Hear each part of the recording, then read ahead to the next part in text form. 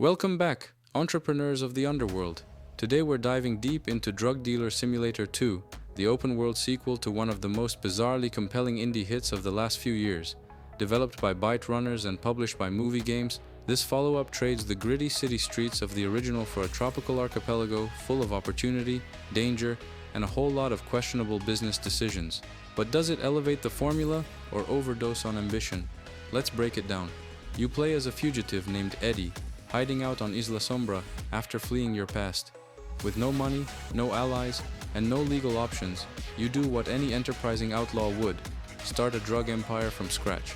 The gameplay loop revolves around producing, packaging, and distributing narcotics while managing your crew, expanding your territory, and avoiding or confronting law enforcement and rival factions.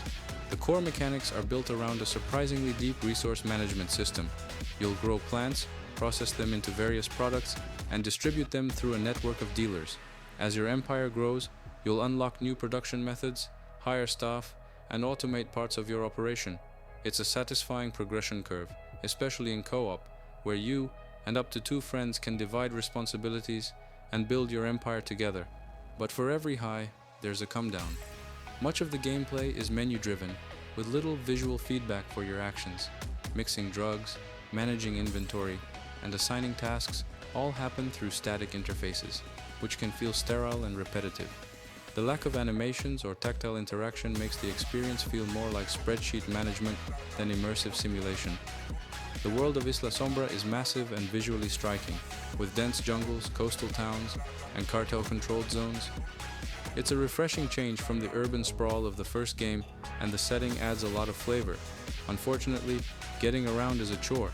Transportation options are limited and clunky, boats are slow, cars are restricted to parking lots, and fast travel is inconsistent. You'll spend a lot of time running across the map, which quickly becomes tedious. Visually, the game is a mixed bag. Some environments are genuinely beautiful, especially at sunset or during storms, but NPC models are stiff and often uncanny. Many areas feel underpopulated or unfinished, with empty buildings and looping animations that break immersion. It's clear the ambition was there, but the execution needs polish. The story is more present than in the first game, but not necessarily better. You'll encounter various factions, each with their own agendas, and make choices that affect your standing. But the narrative often feels disjointed, with side quests and main objectives blending into a blur of errands. The writing has moments of dark humor and grit, but it's not the game's strong suit. Audio design is serviceable. The soundtrack blends Latin beats with gritty hip-hop, setting the tone well, but it loops quickly and lacks variety. Voice acting is inconsistent. Some characters sound decent, others feel like placeholders. Sound effects do the job, but don't stand out. Where Drug Dealer Simulator 2 shines is in its potential. The systems are deep, the world is big, and the co-op gameplay is genuinely fun, but it's also buggy, grindy, and rough around the edges. From disappearing textures to broken quests and awkward UI, it's clear the game needed more time in the oven. Still, if you can look past the flaws, there's a strangely compelling experience underneath. Pros: deep resource management and empire building systems, massive open world with diverse environments, co-op gameplay adds fun and replayability, unique premise with dark humor and criminal strategy. Cons: clunky transportation and repetitive traversal, menu-heavy gameplay with limited immersion, bugs, glitches, and performance issues, weak narrative and inconsistent voice acting. After reviewing critic and community impressions, Drug Dealer Simulator 2 SAOS averages around 66 to 70 out of 100 across major outlets.